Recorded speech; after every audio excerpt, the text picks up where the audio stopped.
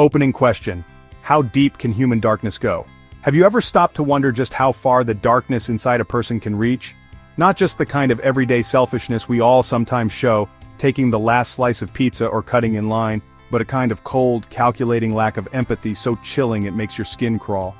Sometimes people we pass on the street, or even those we call neighbors and friends, carry a hidden side so profoundly egoistic and twisted that, under the right circumstances, it unravels into pure malice.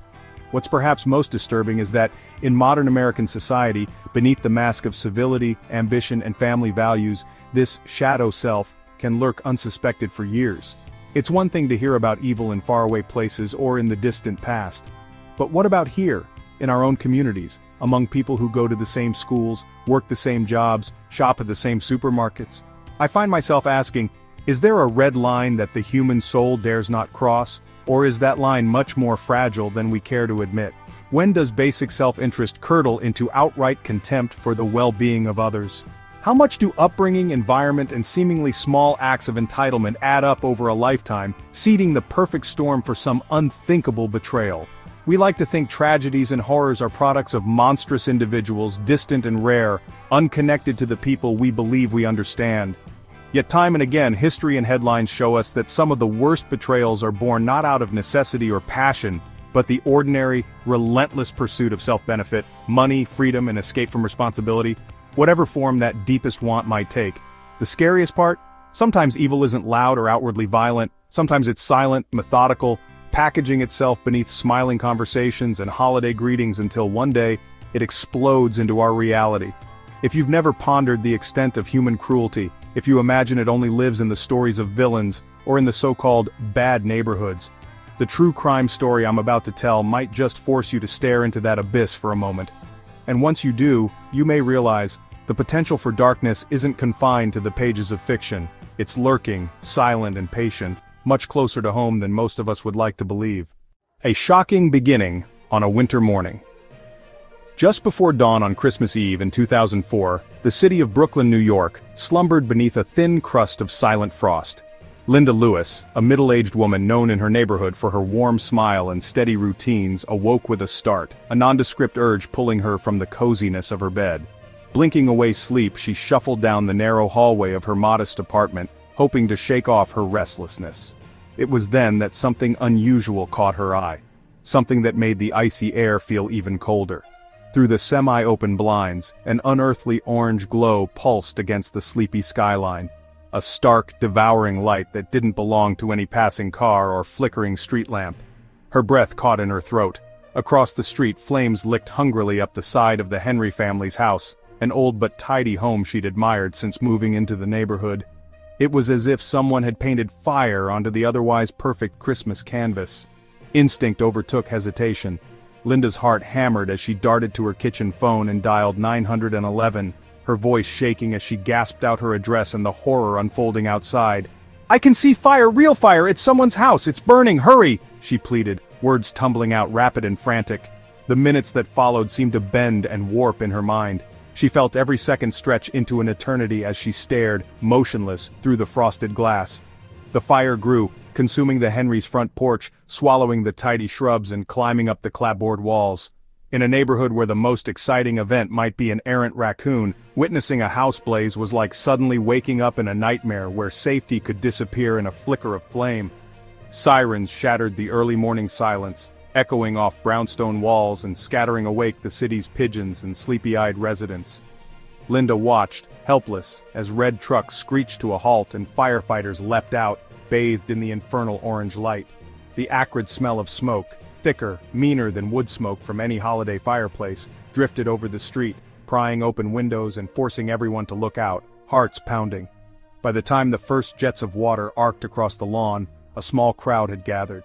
Pajama-clad neighbors, children clinging to their parents, retirees with worried eyes, all drawn by the primal terror of uncontrolled fire and the unspoken question, was everyone safe?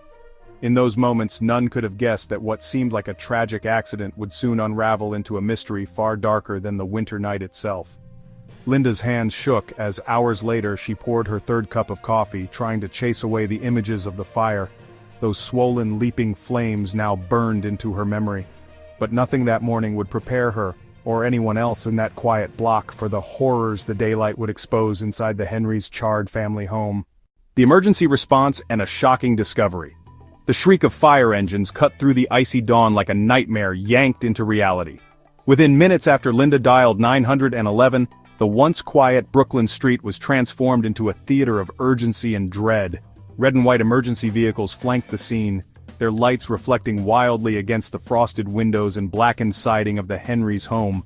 The crisp winter air, moments before so still, now roiled with the acrid smoke and commotion of neighbors gathering on the sidewalks, clutching robes tighter against their chests as they peered through the haze. Firefighters wasted no time. Dressed in heavy gear, faces hidden behind breathing masks, they moved in formation like disciplined soldiers. Axes in hand, they shattered the front door, ducking low as jets of water battered the flames, and clouds of steam obscured everything but the flickering silhouettes of disaster. The Henrys' home, with its cheery Christmas wreath still hanging obliviously askew on the door, had become a fiery tomb. The rescue team swept through each room in pairs: kitchen, living room, downstairs bathroom, upstairs hallway. The structure groaned ominously with every step, warning them that their window of safety would not stay open long. That first team to find something was Lieutenant Sherry Grant and her partner. They braced through a thick curtain of black smoke into the farthest bedroom, and froze in their tracks. The sight was so horrific it would later haunt their dreams. 4 bodies burned beyond easy recognition, positioned unnaturally on the charred bedroom floor. The stench of burned flesh filled the air, leaving a weight in the firefighters' throats no respirator could filter out. Where there should have been the comfort of holiday morning, stockings, laughter, maybe even a kitchen bustling with breakfast, there was only devastation, silence, and a sense that something deeper than mere accident lingered here. Within minutes the blaze was under control, but the house was lost. Police, paramedics, and fire investigators swarmed the scene, speaking in clipped, urgent voices. It was quickly clear to all present that this was no ordinary house fire. Every wall and floorboard seemed to hold a desperate question. Had anyone survived? Were those lost inside doomed by misfortune or by something far worse? Attempts to identify the bodies, beyond the barest suggestion of their size or former appearance, proved futile at first. Soot, melted clothing, and the chaos of the fire effaced distinguishing details. But for the emergency responders, it wasn't just the loss of life that sent a chill deeper than the winter wind. It was the unmistakable sense, as they surveyed the grim wreckage and the way the bodies were laid out, that something unnatural and deliberate had unfolded here. A feeling that left Brooklyn's bravest silent, shaken, already bracing themselves for the secrets that the smoke and fire had yet to reveal. The scene and the suspicious clues. From the outside, the shell of the Henry family's house looked like a ruin clawed by something monstrous, its former warmth and cheer erased. But once the police and investigators got access past the fire line, it was the eerie order amid devastation that made stomachs knot and minds race. Inside, beneath layers of soot, the room spoke in whispers, furniture blackened and warped, family photos cracked or melted, but much of it still in the places you'd expect, leaving a strange sense that whoever lived here had been tidy, almost meticulous. The first thing that didn't fit was on the balcony. There, out of place in the season, was a large gasoline canister, charred around the bottom as if someone had set it down while the flames still danced on its rim.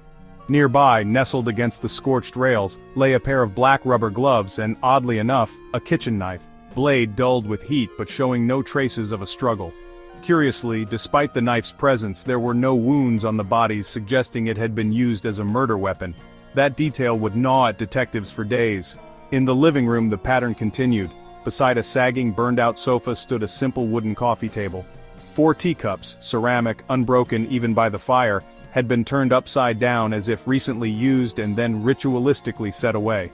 Detectives, noticing this detail, carefully collected the cups and sent them off for DNA analysis. It was this ordinary domestic tableau, preserved despite chaos, that first sent a shiver of suspicion down the lead investigator's spine. Why would a family in the middle of a normal winter night share tea, only for disaster to strike so soon afterward?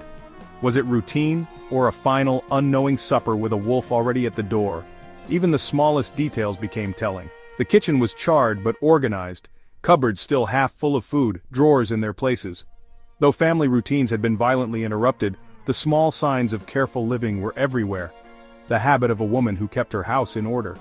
Yet, mixed in were those jarring items: a half-burned gasoline can, gloves without a match, a knife that seemed to belong to another story. As the daylight grew behind the boarded-up windows, forensic teams and detectives stood among the ruins silently tallying the evidence. None of them knew yet what the combination of ordinary and sinister would mean, but they all felt it. Something here was staged, something not quite right, and the smallest details might hold the key to unraveling whatever darkness had nested here, on a street no one thought could harbor such horror. The investigation begins, and the first shadows of suspicion. For detectives arriving at the scene that morning, each breath felt as heavy as the sooty air blanketing the Henry residence. By the time the fire was out, word of the tragedy had already circulated through the neighborhood and up the chain of the Brooklyn Police Department, but underneath the expected waves of shock and sympathy, there was an intensity, a pulse, that drove the investigative team forward. It was clear this case was more than a house fire, more than a heartbreaking accident. Something about the pilot light order and the jarring, deliberate details whispered murder to every seasoned officer present. The first step was identifying the residents. By noon, detectives had a preliminary list. George Henry, the head of household, lived with his wife Margaret, their 6-year-old daughter Jessica, his widowed mother Dorothy, and Margaret's father Frederick. 4 bodies had been recovered, but the matching of charred remains to names was both emotionally excruciating and tactically methodical. George was notably absent. His whereabouts at the time of the fire became the very first question thread detectives pulled. Sergeant Linda Chu, who led the interviews, worked with forensic technicians to quickly cross-reference dental records and collect DNA samples. By late afternoon, even in devastation's shadow, they had answers. The deceased were Margaret, Jessica, Dorothy, and Frederick. The magnitude of loss, 3 generations gone, cast a pall on the block and lent a grim urgency to the investigation. George Henry, meanwhile, was tracked down at his office on Coney Island Avenue, where he'd arrived only a couple of hours after police had discovered the fire. When questioned, George appeared stricken, his exhaustion and grief seemingly genuine. He recounted his night, working late closing year-end accounts for his small logistics business, then sharing a quick meal at a diner before heading back to the office for an impromptu budget meeting with his accountant, Brian Collins. According to security logs, George's work badge had been swiped at the entrance at 10:53 p.m. the night before, and security footage placed him inside until nearly 8 a.m. the day of the fire. To any casual eye, his alibi looked airtight, but detectives are molded by skepticism, not sentiment. Though George claimed his finances were stable and his family life happy, subtle cracks began to show. The neighbors praised their unity, but one elderly resident remembered Angie, George's wife and a usually cheerful woman, recently looking pale and distracted. Another had noticed George arguing on the phone in the mailbox alcove a few weeks prior, his voice muffled but intense. When the officers pressed gently, the neighbor hesitated, then added that Margaret had seemed eager for her father to move out soon. These hints, while not proof of trouble, were breadcrumbs, small human fissures in the otherwise picture-perfect Henry family portrait. For the investigative team, however, the oddities inside the burned home still loomed large. A gasoline canister on the balcony, suspiciously out of place, anchored the theory that the fire had been set intentionally. The 4 untouched, upside-down teacups in the living room were meticulously collected and rushed to the lab. Even household pets, a tabby cat and a turtle, had perished, left without escape routes. Another possible sign that whoever set the fire had no intention of leaving survivors, not even the most innocent. As news spread, officers started retracing the family's recent activities. Detectives pored over phone records, interview transcripts, social media posts, and financial transactions. They learned George and Margaret had recently doubled life insurance policies for multiple family members. While not criminal on its own, the timing was suspicious. The team knew that the intersection of money woes and sudden tragedy often signaled a calculated crime.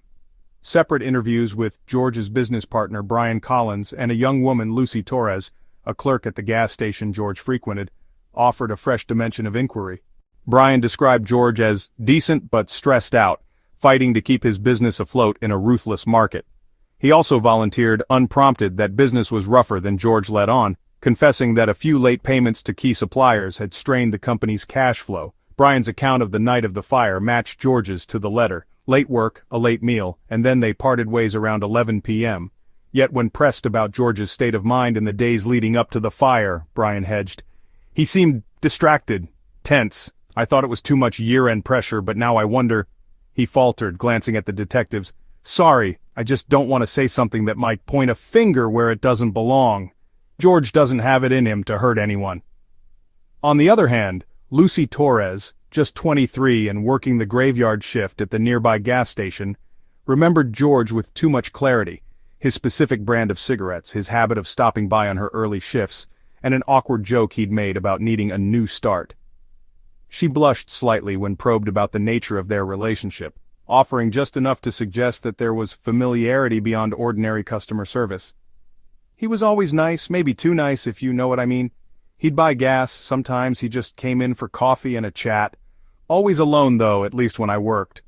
Background checks on Lucy revealed nothing more than a small-time probation for shoplifting in high school. Detectives pressed further. "Did George ever mention his family?" Lucy bit her lip. "No, well, not much. He said he was tired a lot. Once, when I asked about Christmas, he looked sad and changed the subject." Piecing together these fragments, investigators decided to dig deeper into the Henrys' finances, contacts, and recent disputes. They learned about a property dispute with Jack Wilson, a competing delivery company owner, who had reportedly harbored resentment towards George since losing a vital contract. Jack denied any involvement in the fire, producing alibis and even cooperative security footage. Searches of his vehicles and properties came up empty. Still, his name stayed on the periphery as they fleshed out hypotheses. As days passed, the detectives grew more convinced that whoever set the fire was both intimately familiar with the Henry household and meticulous in their planning. The untouched rooms and odd placement of certain items led the team's lead, Detective Karen Stokes, to theorize that the killer, or killers, might have spent time inside the home before setting their deadly plan into motion. The possibility that one or more of the victims had willingly let the culprit in, late at night, drove the investigators to probe deeper into family dynamics and relationships. Some nights, Detective Stokes found herself replaying the scenario. What would compel someone to annihilate an entire family? Was this about money, jealousy, an old wound reopened? Could coercion or a secret double life have played a part? The job was to strip away the illusion of tranquility the Henrys had projected, piece by piece, until the ugly truth was laid bare, no matter how devastating. Every new lead was scrutinized, every ATM withdrawal, every digital message, every set of fingerprints or DNA sample pulled from the burned house. The tension among the investigative team grew as days stretched into weeks with no arrest. For Brooklyn, a borough used to bustle and noise, the silence in the wake of the Henry tragedy echoed with fear. If such horror could happen here, to good people, what did it say about the monsters walking among them? Even as hope of swift resolution dimmed, the team pressed on. The dead deserved justice, and the neighborhood deserved closure. More importantly, the shadow over George Henry, his network of acquaintances, and those unexplained life insurance policies, loomed larger. In this intricate web, the smallest lie could unravel everything, and the faintest clue could catch a killer hiding in plain sight. The psychological analysis and theories take shape. By the time the smoke had settled and the initial shock began to subside, the real machinery of the investigation cranked to life. Now, the cold logic of experienced detectives and forensic analysts replaced the fiery urgency of the rescue. They walked the crime scene with clinical attention, combing for threads of truth hidden beneath layers of soot and horror, determined to answer the question that weighed most heavily: who could do this, and why? No sooner had the autopsy reports landed on Detective Stokes's cluttered desk than the landscape of the investigation shifted. The Henry family victims had all died of asphyxiation before the fire consumed their bodies. Each had telltale ligature marks on the throat. The blaze had likely been set to destroy evidence, not as an instrument of murder. This finding, while grim, narrowed the team's focus. The killer knew enough to stage a fire in hopes of masking a crime, but who among their suspects was so cold, so calculating? The investigation team gathered around their pin-covered evidence board and began to dissect the psychological dimensions of the case. They reviewed interviews, timelines, and, importantly, behavior. The staged nature of the scene, the ritual-like placement of the teacups, the unhurried arrangement of various objects. These details painted a portrait of a perpetrator who was organized, patient, and possibly deeply familiar with the rhythms of the Henry household. In an informal briefing, Detective Stokes posed a haunting question. Was this the work of an outsider who'd studied their routines, or an insider whose mask of normalcy had finally cracked? Forensic psychologist Dr. Renee Brewster was brought in. She listened to interview tapes, reviewed the scene, and sifted through social media posts and family photos. Dr. Brewster offered a stark assessment. If this is an outsider, we're looking for a methodical loner, someone who finds satisfaction in control and ritual. But if it's someone close to them, the drive would be much more personal, likely fueled by greed, resentment, or a festering grudge. The evidence points to intimacy with the family. The teacups in particular became a fixation. One bore genetic traces matching George's wife. The others, scrubbed almost obsessively clean, stymied forensic analysis. Stokes twirled a marker between her fingers as she brainstormed with the team. Were the cups evidence that the victims were drugged or poisoned, or simply a chilling piece of theater designed by the perpetrator? Why would a killer go to such lengths to erase DNA but leave the scene otherwise so full of telltale clues? The team formed two primary theories. The first, the killer was someone intimately known to the Henry family, possibly even present in the home that night. This suspect would have been trusted enough to enter without suspicion, share a cup of tea, maybe tell a story or two, before enacting a plan of unspeakable violence. The second theory, the killer was less familiar, but careful. Someone who managed to blend in or strike without raising alarm, using the smallest slivers of distraction to commit their crime. Neither felt fully satisfying, both nagged at the edges of what Stokes knew from years of experience. Parallel to psychological profiles, the team cross-referenced every digital footprint. George's recent life insurance purchases, heated phone calls late at night, odd purchases like bleach and gloves, and his subtle but frequent presence at the local gas station, coincidentally just when Lucy Torres was working. Each data point formed a pattern, faint at first but growing darker and more distinct with each insight. Then there was motive, a word that, in this case, meant untangling a labyrinth of money, relationships, and the slow erosion of trust. George's persistent financial troubles had been documented but not widely known. The investigators pored over transaction records, noting that within a short span, multiple insurance policies were increased or initiated for family members. This alone was not criminal, but in tandem with recent arguments overheard by neighbors, it looked less like prudent planning and more like deliberate plotting. Detective Stokes and Dr. Brewster mapped probable scenarios. If George was involved, had he acted alone? Was Lucy simply an unwitting confidant or something darker? And Brian, ever the supportive business partner, seemed helpful and open. But was there a role in providing an alibi or logistical help? The theory of a lone wolf faded in credibility as psychological and behavioral patterns emerged. The choreography of the crime, multiple victims, quick incapacitation, staging as a fire, suggested at least two perpetrators.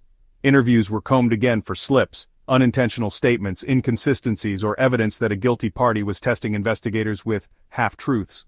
Tensions among the detectives simmered as the lines between personal and professional blurred. Could they trust their own instincts if the killer wore such a convincing mask of innocence? Outside the official inquiry, the block buzzed with rumors and fear. Neighbors swapped theories as they lined up for coffee or leaned on stoops under gray January skies. Some blamed faceless criminals, others saw shadows where none existed. The reality, though, was worse. There was no psychological monster from faraway nightmares, just flawed people, shaped by resentment, desire, and a chilling willingness to sacrifice anything for their own gain.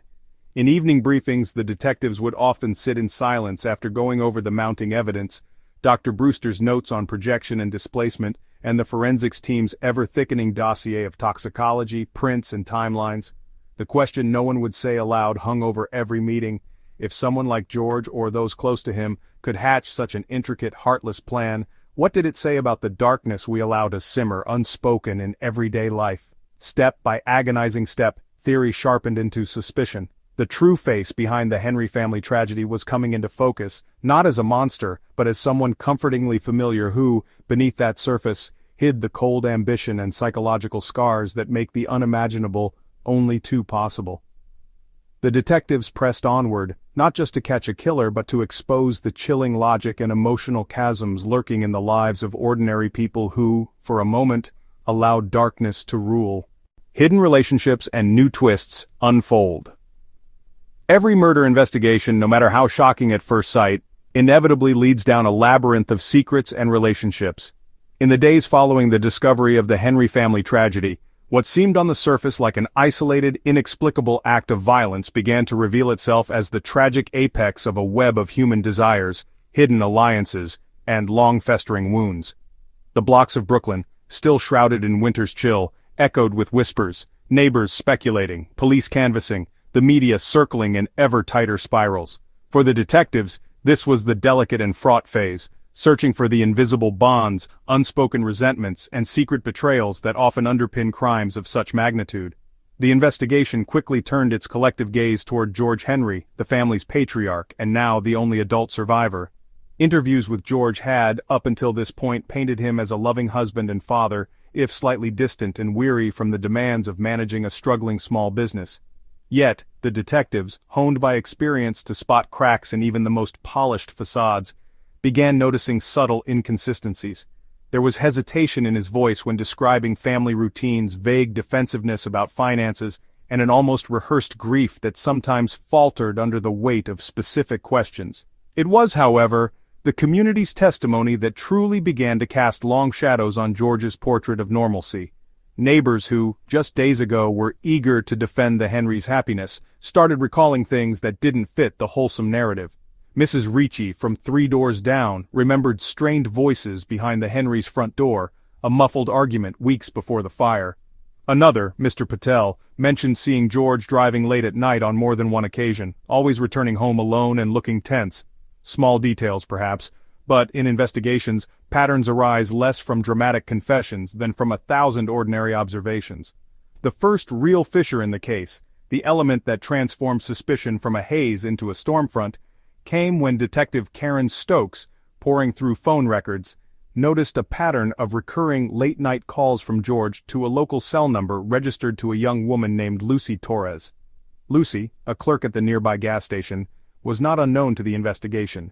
She had been one of the first to be interviewed, providing details about George's late-night fuel stops and their brief, seemingly innocuous conversations.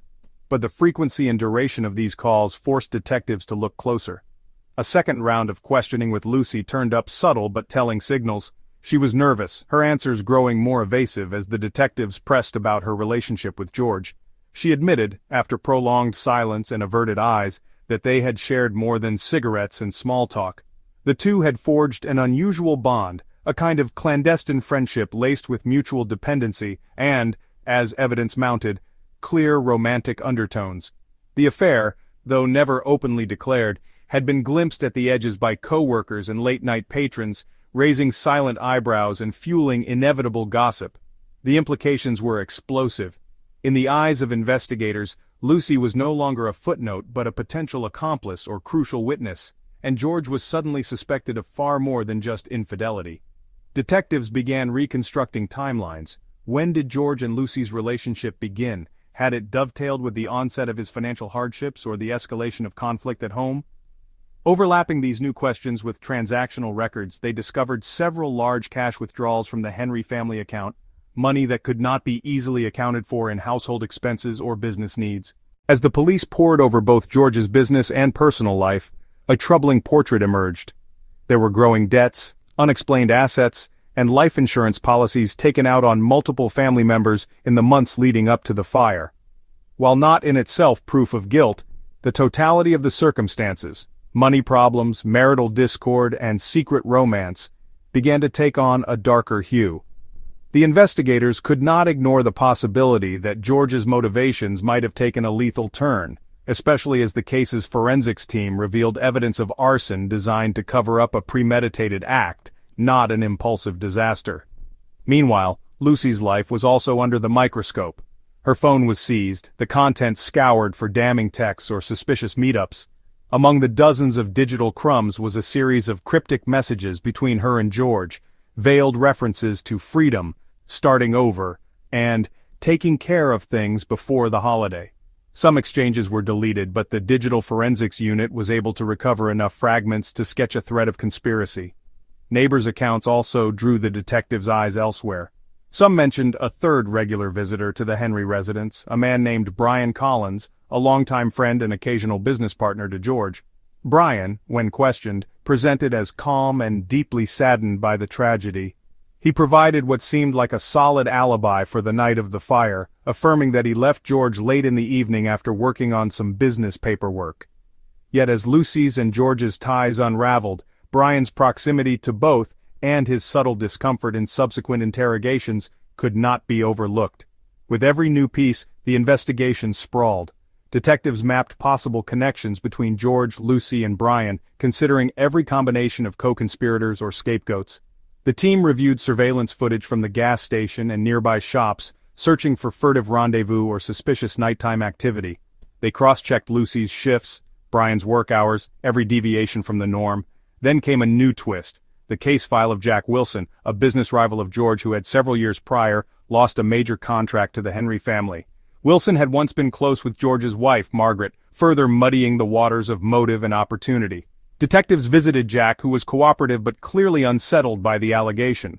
His digital and physical alibis checked out, and his involvement, while plausible at first glance, ultimately appeared to be a red herring.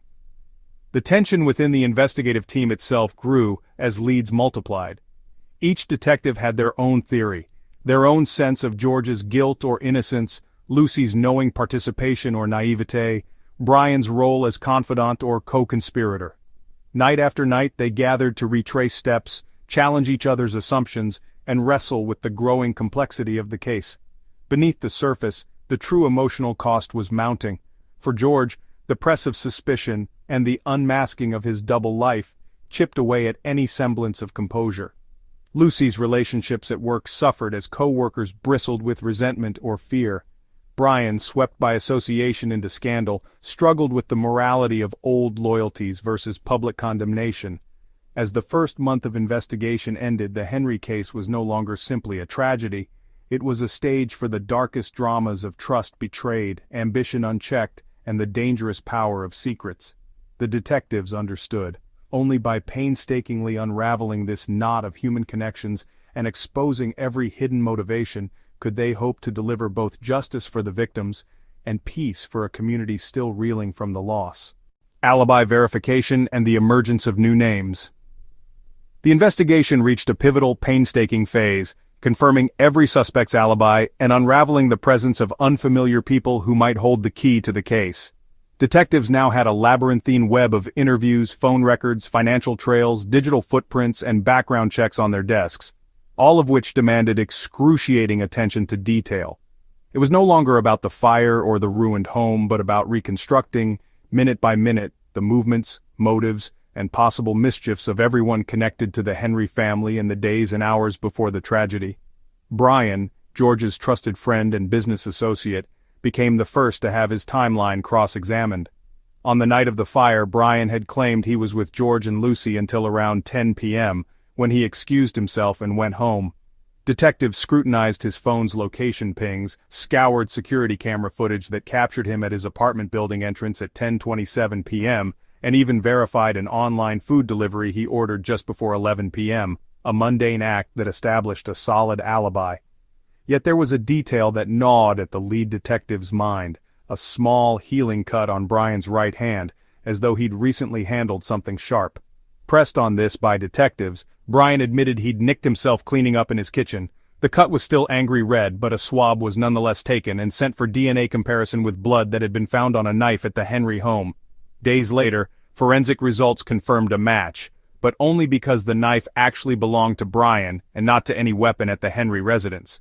The knife, left behind from a past barbecue at the Henrys, had simply never turned up until now, and there was no evidence it had played a role in the deaths.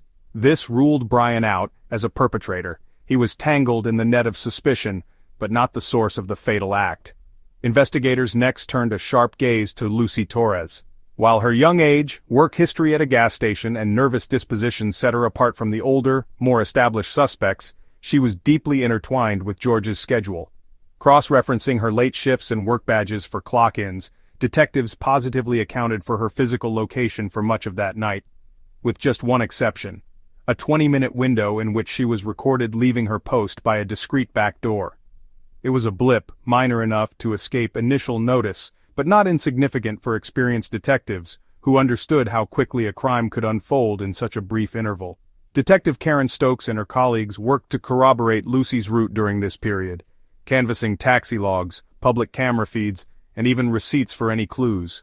A single security camera, mounted above a dry cleaner's across the street, caught a young woman matching Lucy's description, moving purposefully down the block and re-entering the store less than half an hour later. The time window checked out, and so did Lucy's nervous admission. She had, she said, gone to clear her head after a tense phone call. There was no direct evidence linking her to the crime during that brief gap, but the unresolved tension between her stated actions and her emotional state remained a live wire for investigators. Meanwhile, the investigative net widened to include any unfamiliar faces or suspicious visitors near the Henry home in the weeks leading up to the incident. Canvassing neighbors led to several new threads: a thin man with an angular face, seen idling near the Henrys' property by two different witnesses, and a blue sedan parked a block away that had never appeared on the street before. Detectives ran the license plate, only to discover it had been reported stolen several days prior from a nearby neighborhood and abandoned the day after the fire. The car, when recovered, was scrupulously wiped clean, save for a single strand of synthetic fiber that could have come from a common work glove.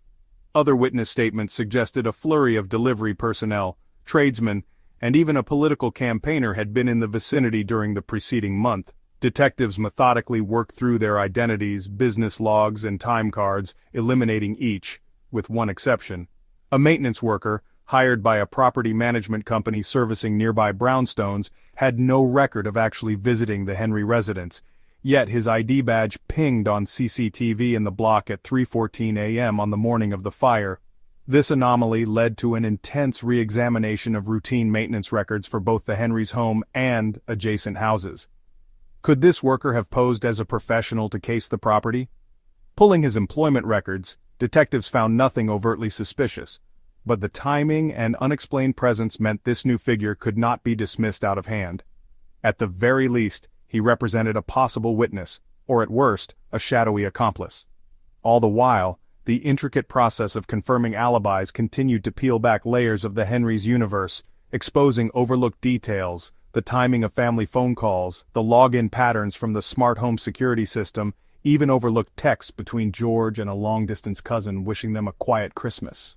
Each new piece was compared against the master timeline, every minute accounted for and every shadow scrutinized for hints of guilt or innocence. As alibis were methodically checked, detectives pressed into the financial and digital backgrounds of these new names.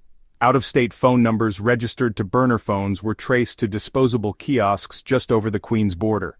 Money transfers, mostly small, sometimes hidden in everyday transactions, flowed between an unfamiliar set of banking accounts. Investigators theorized that, if an outside hand was involved, this person was likely skilled at concealing their identity, blending in with the constant bustle of city commerce. Detective Stokes' whiteboard was soon crowded with color-coded lines and question marks. Connections between George, Lucy, Brian, the maintenance worker, and this mysterious outside presence formed a nearly indecipherable knot. A pattern began to suggest itself. Not a brazen outsider bursting into the home, but perhaps a carefully managed inside job aided by just enough outside manipulation to provide cover and confusion. Digital forensics teams pored over deleted messages, encrypted apps, and a host of newly created social media accounts searching for fake profiles or coded conversation. What emerged was a mosaic of human behavior. Affection, jealousy, anxiety, and careful planning all reflected in the disparate data streams. Not all leads pointed to crime, some targeted suspects proved innocent, their oddities merely the residue of urban life. But each person eliminated brought the focus ever closer to the core triangle of George, Lucy, and those in their most immediate orbit. The blue sedan, the maintenance worker's odd hours, and Lucy's brief disappearance were scrutinized, but none could yet be definitively tied to the actual crime. In a climate growing ever more tense and suspicious, the police department fielded anonymous tips, some credible, many wild. Rumors spread of criminal syndicate involvement, or of a family member vanishing with secret debts to settle. The detectives, however, were unmoved by the noise, continuing to pursue only what could be proved. As week turned into week, forensic evidence, digital sleuthing, and good old-fashioned door-to-door detective work began to converge. Most of the unfamiliar faces and errant vehicles could be explained, but the Henrys' tragedy no longer seemed like the work of a faceless predator from afar. Instead, a distressing proximity haunted every clue. The killer, or killers, likely knew their victims intimately, exploiting ordinary patterns, and recruiting or deceiving from within the most trusted circles. It was during a double check of alibis that detectives made a small but pivotal discovery: a trove of deleted text messages between George and Lucy, unearthed through forensic data recovery.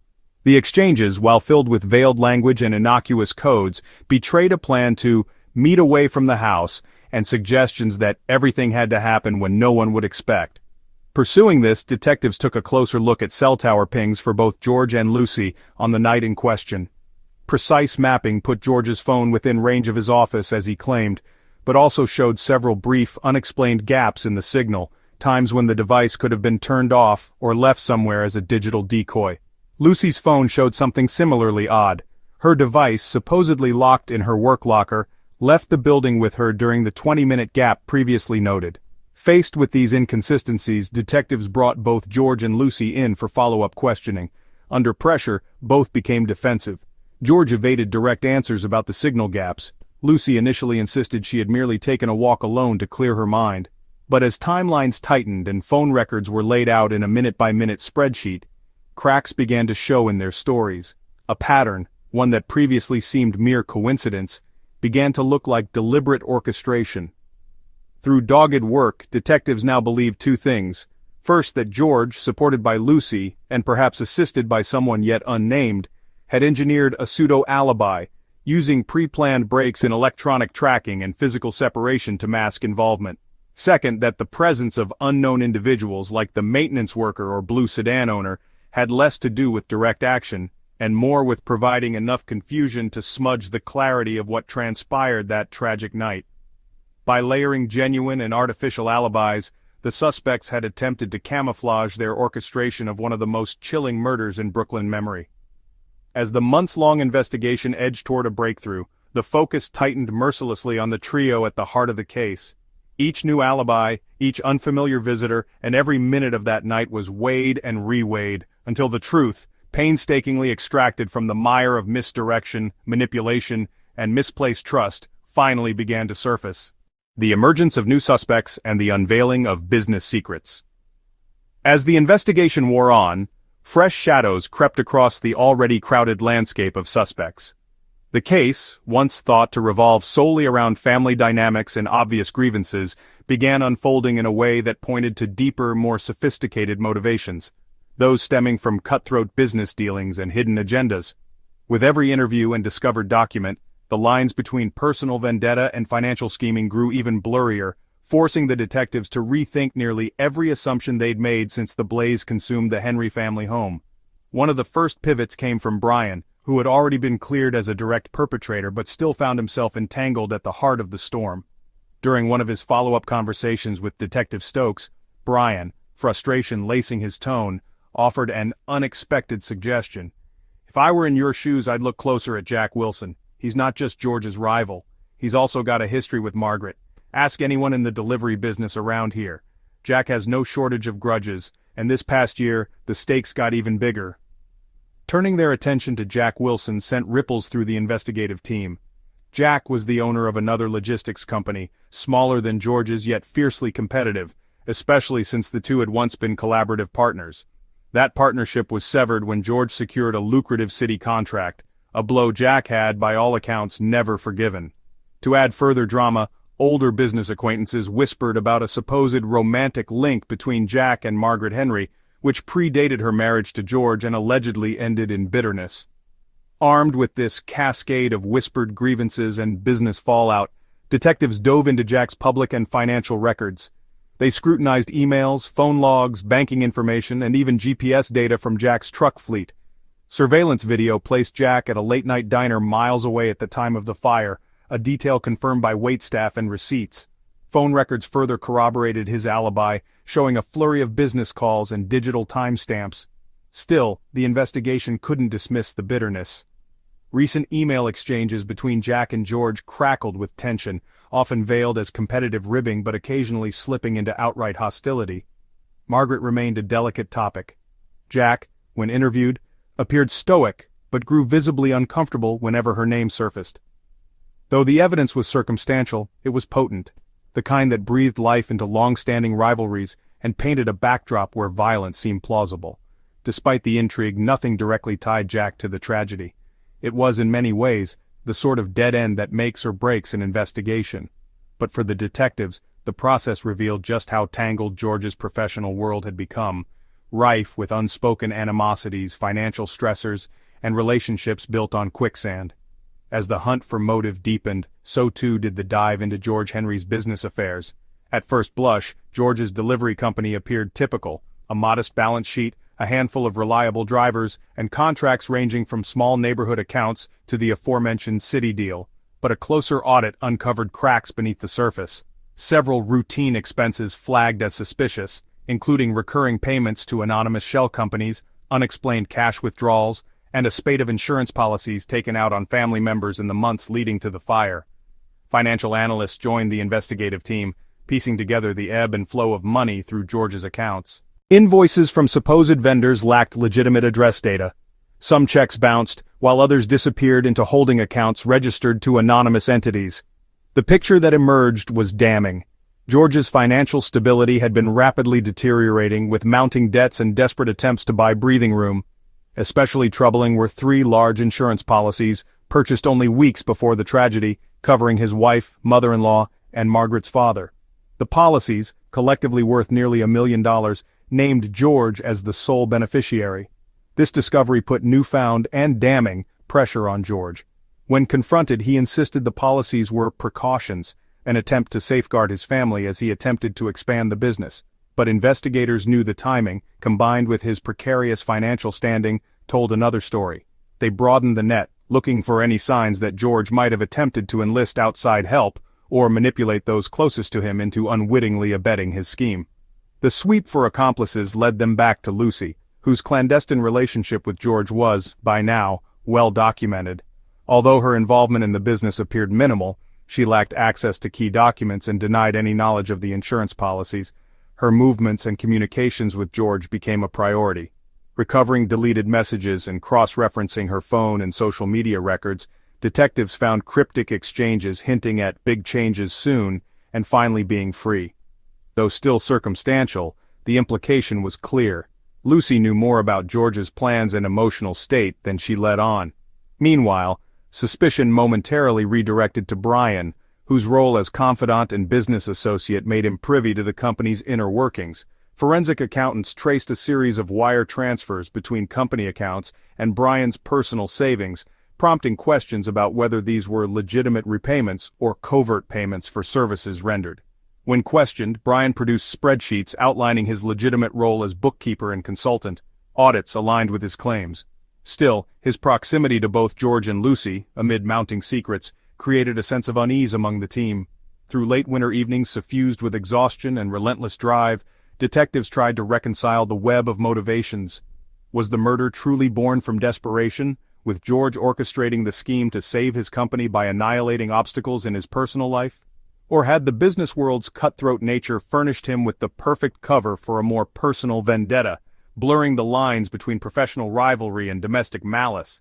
The press, never far behind, caught wind of the insurance angle and the business rivalries, publishing speculative exposés that sent shockwaves through Brooklyn's close-knit circles. As the details became public, neighbors who once described George as quietly ambitious now questioned whether they'd ever really known the man at all.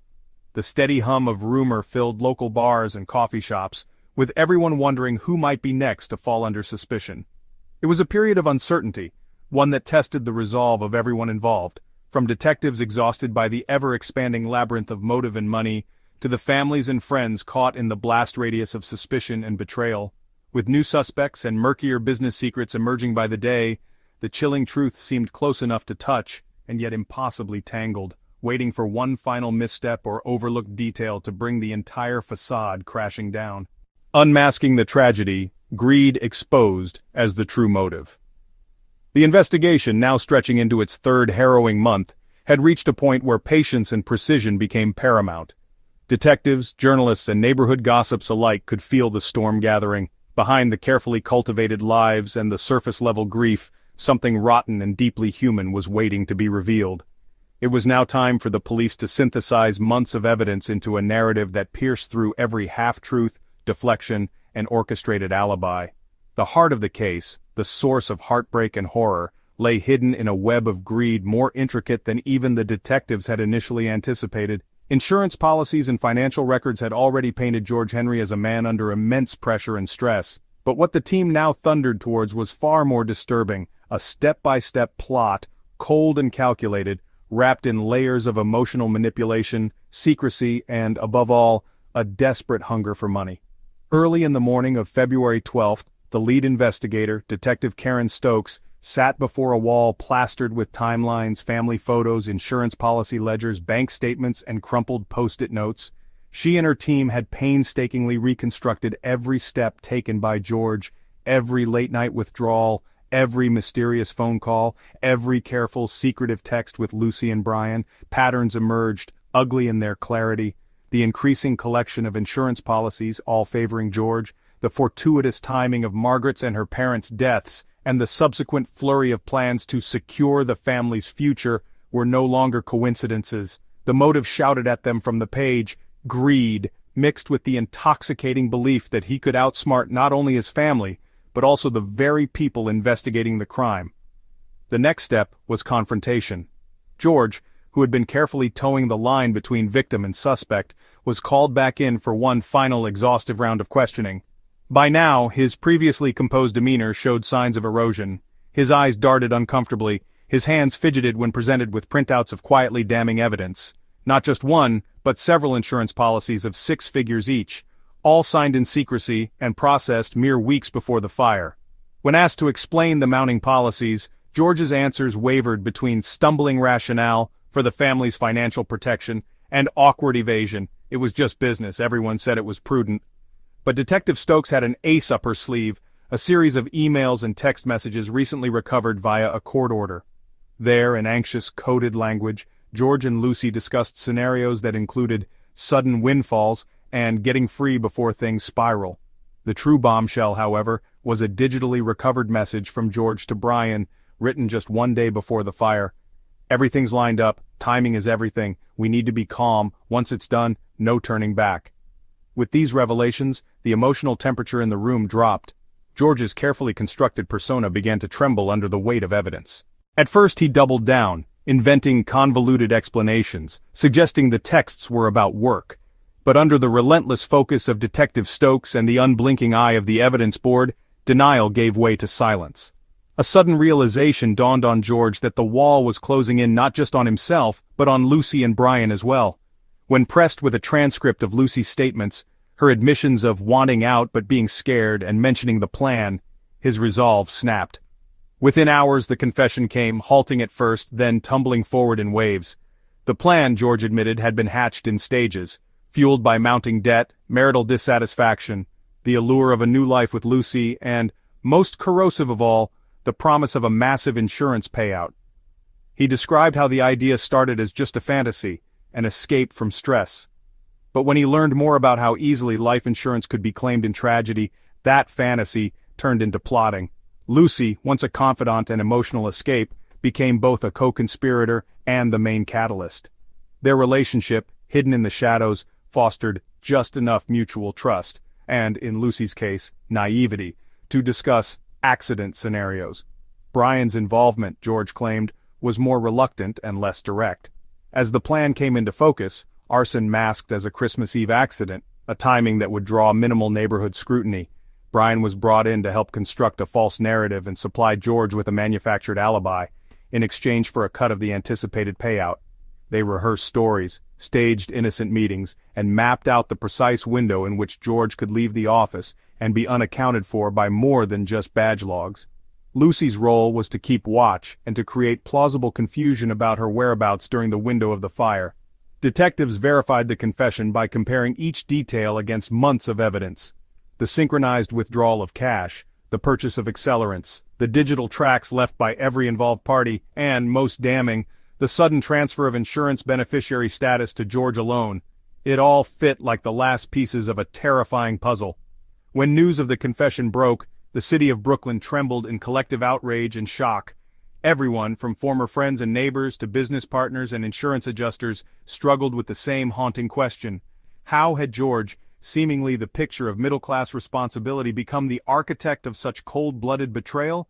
The answer ultimately lay in the oldest motive of them all, a dark hunger for more, spurred by desperation and delusion.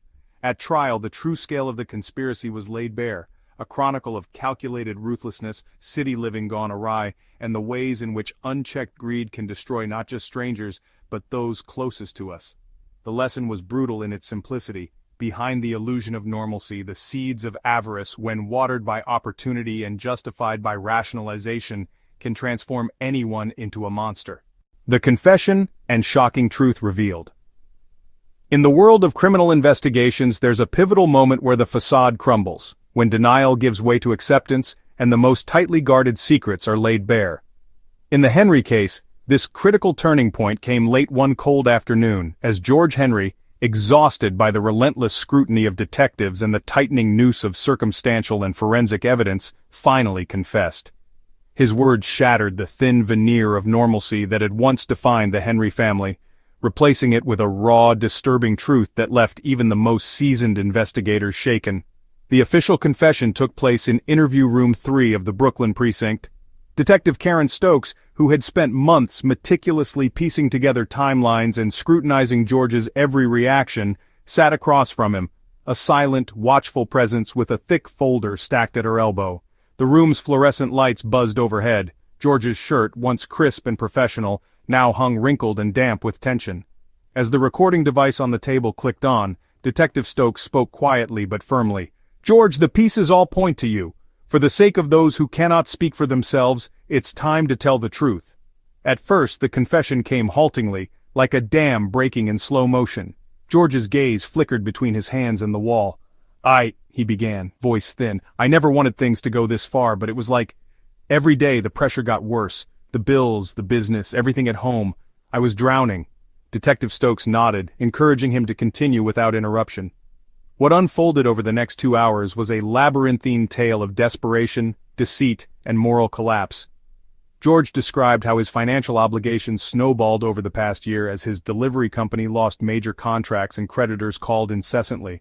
What started as cutting corners to stay afloat soon mutated into more sinister calculations.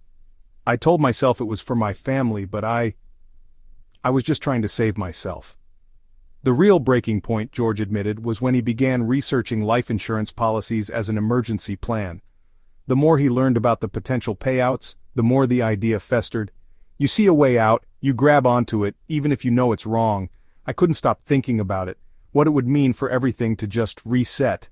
Lucy Torres's name came up next, her involvement tinged with both guilt and misplaced trust. George confessed that their relationship had begun innocently enough. Late-night conversations at the gas station, a mutual understanding of stress and loneliness. But as his situation deteriorated, Lucy became a confidant, then a co-conspirator, albeit one who never fully grasped the depths of George's desperation. She wanted to believe things could be better. I let her believe that. I let her think there was a future for us, away from all this. She didn't know what she was helping me plan, not really, but by the time she realized, it was too late. Detective Stokes pressed further. What about Brian Collins, George's longtime business partner? Here the story took on additional layers. George explained that Brian's involvement was not premeditated but opportunistic. Brian stumbled onto the plan after noticing irregularities in George's accounting. Instead of reporting his friend, Brian insisted on sharing in any payoff, rationalizing his own complicity with anger over lost business opportunities and personal debts. He threatened to go public unless I cut him in. I let him handle the paperwork, fed him lines about business expansion. We both let things spiral. The chilling part of George's confession wasn't just the planning, it was the sense of detachment he displayed when recounting the actual crime. He described in cool detail how he ensured every step had an alibi, leaving his phone at the office, meeting Lucy at carefully timed intervals, trusting Brian to fudge security logs and accountant records. He outlined the conversations with his wife where he feigned concern for their future, even as he orchestrated her demise. You tell yourself you'll make it quick, painless, clean, but nothing about it ever is. When asked directly why he did it, why he killed his own family, George's answer was both haunting and revealing. Because I thought I deserved another chance, because I was angry at everyone but myself, because the money looked like a way out, and somewhere along the way, I stopped caring who got hurt. Lucy and Brian were interrogated separately. Under the mounting evidence and George's confession, both eventually cooperated. Lucy wept uncontrollably, expressing disbelief and horror at her own actions. "I thought I loved him. I thought we'd just run away. Never in a million years did I think he'd go through with it." Brian was stoic, resigned, almost relieved that the charade was finally over. "I should have known better. I should have walked away." The impact of the confession reverberated well beyond the cold walls of the interrogation room. Detectives who had grown hardened by years of heinous cases admitted to feeling disturbed, not just by the brutality, but by the ordinary, almost banal motivations on display. The Henry case, once a bewildering puzzle, now stood as a monument to the quiet danger of self-deception, resentment, and unchecked ambition.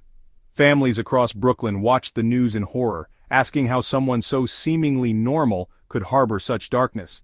Psychologists later remarked on how the Henry tragedy reflected a broader human tendency, rationalizing wrongdoings until the line between understandable and unforgivable is obliterated. In court, the confession became the linchpin of the prosecution's case. Prosecutors wove together George's quiet admissions with the material evidence, the insurance policies, the staged alibis, the trail of digital correspondence. Jurors listened, sometimes in tears, as the raw mechanics of the crime unfolded. The final verdict was a foregone conclusion, but the community's sense of innocence was irreparably shaken. The lights in Interview Room 3 eventually flickered out, leaving behind only the echoes of George's remorse, Lucy's despair, and Brian's resigned silence, each a testament to how easily the pursuit of personal salvation can descend into inconceivable betrayal. Conclusion, and a profound cautionary message. As the Brooklyn courtroom's echo faded and the last gavel fell, the aftermath of the Henry case rippled far beyond the brick walls of New York's justice system. This was more than a crime. It was a reckoning for an entire community and a cautionary parable for modern American life. The chilling revelations, the tangled web of relationships, and above all, the monstrous power of unchecked selfishness left every observer grappling with uncomfortable questions about trust, ambition, and the darkness hidden behind ordinary smiles. For George and his accomplices, Lucy and Brian, the price of their betrayal was absolute. The sentences handed down were as harsh as the law would allow, the death penalty for George and Lucy, and life imprisonment without parole for Brian, who despite his cooperation could not escape the gravity of his role. The city's collective conscience trembled. How could people so apparently normal, woven into their neighbors' lives, carry within them such a depth of darkness, enough to annihilate not just strangers but their own blood? The real tragedy here was not just the horror of the act, but the banality of its origins: petty selfishness, greed, unchecked entitlement, and emotional neglect. Media across America seized on the Henry case, dissecting every sordid detail and searching for lessons that communities could draw. While sensational headlines came and went, the uncomfortable core remained. If one person's desire for comfort, escape, or success can overtake all sense of empathy and duty, no household is entirely immune. The Henry story became a metaphor, an object lesson, replayed in living rooms and classrooms nationwide. Psychological experts and family counselors cited the case, urging Americans to re-examine how ambition, secrecy, and unresolved resentments can quietly metastasize within a family or workplace, waiting for the perfect storm to erupt. Looking beyond the criminal, the trial made parents and guardians everywhere question, where did it all begin? Was there a crucial lesson missed in childhood? Did a pattern of permissiveness, a tolerance for excuse-making, or a simple lack of rigor in teaching emotional responsibility plant the seeds of disaster? Many wondered if modern American parenting, with its emphasis on comfort and self-esteem, may sometimes overlook the need to instill limits, accountability, and empathy. Had we been too soft? Parents asked. Did we teach our children that the world owed them happiness at any cost? The conversation swept through PTA meetings, late-night talk radio, and therapy groups. But the Henry case also forced a reckoning among neighbors and friends about the limits of perception. In dozens of interviews after the verdict, nearby residents questioned whether they had missed warning signs. He always brought his daughter to school, smiled at the grocery store. "I never dreamed he could even think of hurting anyone," said one neighbor. Another lamented, "Maybe we need to look closer, not invade people's lives but really care enough to notice distress, to confront secrets before they come to a boil." Communities reconsidered how easily tragedy could burrow deep under the surface, masked by routines and social politesse. The courts were unsparing. In sentencing George and Lucy, the judge invoked not just the technicalities of law but the imperatives of moral conscience. "Let this verdict," he said, "stand as a warning. The temptation to use cunning and deception as shortcuts to happiness only breeds ruin. Betrayal does not operate in a vacuum. It ripples outward, infecting everything and everyone touched by it. Greed is an acid that never stops consuming, and in the end, it leaves nothing behind but regret." For me, the Henry case drives home a simple but indelible lesson. Evil rarely explodes from nowhere. More often it creeps, growing in the silent spaces of our lives when we let resentment, entitlement, and secrecy go unchallenged. The worst monsters are not always those who shout or flaunt their misdeeds, but those who hide in plain sight, who learn to mask self-interest as duty, cruelty as necessity. So what now? I believe every family, I dare say every American, should see themselves in this story, if only for a moment. We must teach our children accountability, not just ambition, empathy, not just achievement. We must be willing to open difficult conversations, to question the easy narratives, and to not look away from discomfort. It is not enough to hope the darkness stays outside. We must ensure it never takes root within. If the Henry case serves as a mirror, let us use that reflection to guard what is truly valuable: trust, love, and the vigilance to distinguish ambition from avarice before it's too late.